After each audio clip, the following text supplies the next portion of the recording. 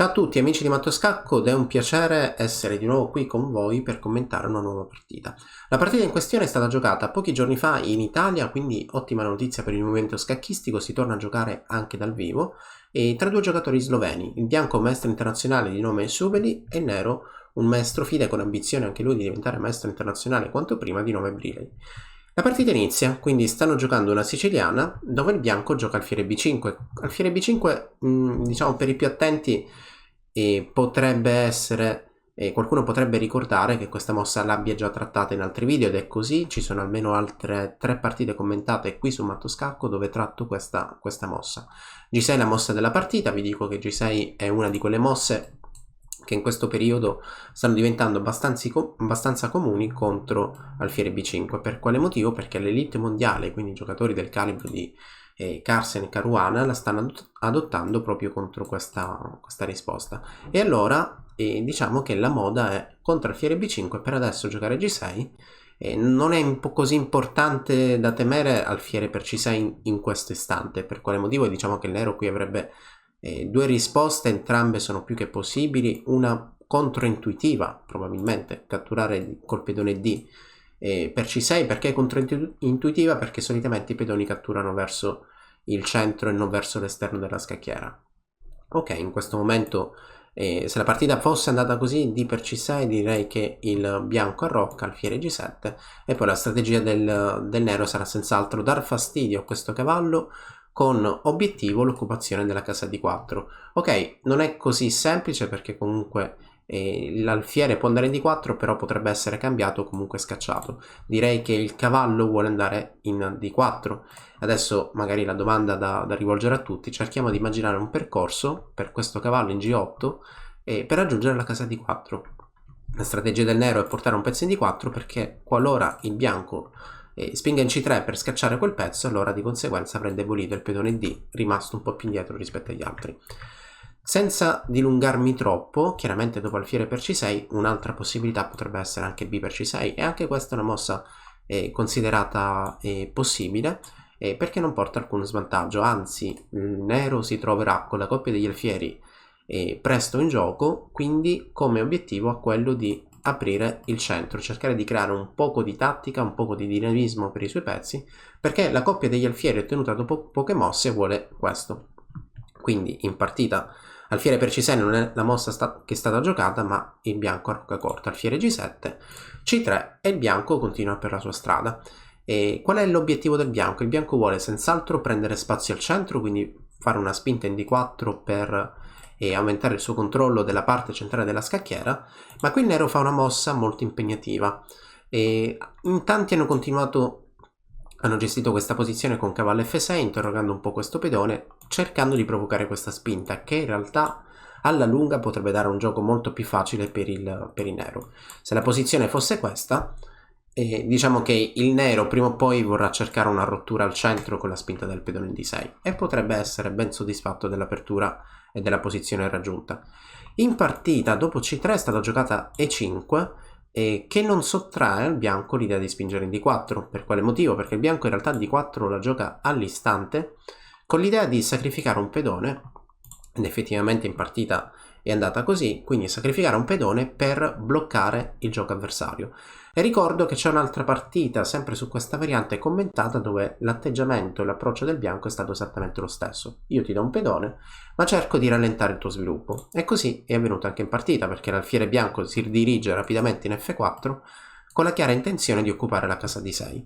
Quindi cavallo E7, alfiere D6, e il bianco vuole semplicemente, dopo un eventuale arrocco, proseguire per catturare questo pedone centrale. Lo potremmo catturare anche all'istante, perché se io giocassi alfiere per C6 chiaramente cavallo per C6 non è possibile per via dell'inchiodatura, e allora dopo una cattura potrei anche ricatturare in questo modo. Però in questa posizione c'è una controindicazione, perché donna B6 creerebbe un problema. Aumenta il controllo con l'alfiere della casa D4, quindi quel cavallo da difendere, e chiaramente punta il pedone B2 che a distanza si dice a raggi X, quindi da lontano è attaccato anche dall'alfiere di case nere, e allora questo pedone dovrei riprenderlo con calma, ed effettivamente non c'è alcuna fretta, perché io potrei fare cavallo D2, cavallo B3, successivamente cattura in D4. Se il bianco riesce a fare tutto ciò e sembra abbastanza possibile, il problema del nero sarà questo pedone in D7 che è rimasto nella posizione iniziale, ostacola lo sviluppo del lato di donna. La partita invece è proseguita in un altro modo, quindi piuttosto che arroccare corto, donna B6 la mossa in gioco. Dopodiché cavallo A3 è una mossa veramente forte. Difendo il cavallo, difendo l'alfiere, ma ho anche l'idea di saltare in C4 con il cavallo. Dopodiché, è chiaro, in C4 non posso saltare subito, ma saltare in C4 resta l'idea del bianco, direzione D6. Quindi cavallo A5 giocata in partita. Occhio che adesso una mossa naturale come arrocco potrebbe non essere così semplice, perché alfiere per C6 è sempre nell'aria. Alfiere per C6 diciamo dimostra che il movimento della regina nera, della donna nera in B6 non è stato corretto, perché chiaramente in caso di cavallo per cattura la torre e quindi allora la posizione è vantaggiosissima per il bianco. Quindi cavallo A5 la mossa della partita, E5 rafforziamo l'alfiere che era in quel momento attaccato dalla donna, ma soprattutto fissiamo i pezzi del nero sulle prime traverse. Quindi in questo caso al bianco non resta altro che continuare la sua partita in modo tranquillo, cercando semplicemente di migliorare la posizione dei propri pezzi. È un momento difficilissimo per il nero, perché in caso di cattura seguirebbe sempre pedone per scacco, il nero perde l'arrocco, resta con il re al centro e allora subirà l'attacco. Quindi alfiere C4 mossa della partita, A6 torre C1, il bianco semplicemente vuole migliorare la posizione dei propri pezzi e adesso è il momento di creare qualche minaccia un po' più concreta. Occhio che alfiere per F7 sarebbe scacco matto. Come possiamo difendere F7, torre F8 da escludere per via della cattura, e allora cavallo H6 è l'unica mossa possibile. A questo punto servirà portare altri pezzi in gioco, o comunque si può giocare anche con l'idea che il cavallo è l'unico difensore di F7 e allora torre 4 giocata in questo momento in partita potrebbe avere l'intenzione di giocare torre H4 e catturare il cavallo. A quel punto si verificherà la condizione per creare lo scacco matto al mio avversario. B5 giocata, quindi alfiere D5, e come notiamo anche immaginiamo di vedere questa posizione dall'esterno, quindi qualcuno ci mostra questa posizione e con certezza possiamo affermare che qui il bianco sta benissimo. Per quale motivo? È riuscito ad arroccare, a differenza del nero ha tanti pezzi nella metà scacchiera avversaria, e così importante ha diciamo una buona coordinazione di pezzi, ha parecchia armonia perché donna e alfiere insistono sulla stessa diagonale, così come questi due pezzi, quindi torre e alfiere, insistono sulla colonna C. Qui il bianco può essere più che soddisfatto della posizione raggiunta. La partita prosegue, cavallo A5 cercando di creare un po' di problemi a questa coordinazione che abbiamo appena detto di essere forte, e adesso il nero non resta altro che cercare di creare qualche semplificazione. Se intendi migliorare la comprensione del tuo gioco, allora vienici a trovare all'interno dell'Accademia di Matto Scacco.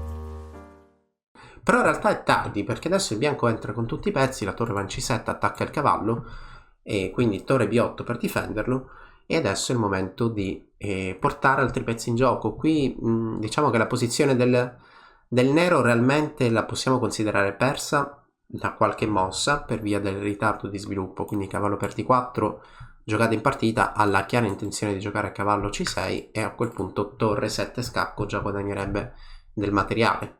Cavallo F5 per cercare delle semplificazioni, il bianco cambia un po' il piano, ma in realtà non cambia la sostanza della partita, perché dopo il cambio in F5 il nero riprende, quindi torre 1, e qui le mosse da fare sono poche e in realtà non sono neanche possibili, o comunque non si coordinano tra loro. Qui il bianco potrebbe giocare a don F4, intenzione catturare questo pedone, potrebbe forse cercare un piano anche più ambizioso, prendere il pedone F5 con il cavallo, così come sempre da C2 e via E3 saltare in D5 creando magari ovvi problemi, perché un cavallo F6 già in quel momento sarebbe praticamente scacco matto. Adesso vi mostro questa idea nel dettaglio. Quindi cavallo C2 prova a fare delle mosse qualsiasi che non alterino la posizione, il cavallo raggiunge 3, chiaramente anche qui c'è poco da fare, il cavallo arriva in D5 e quando salta in F6 il bianco ha vinto, perché poi la donna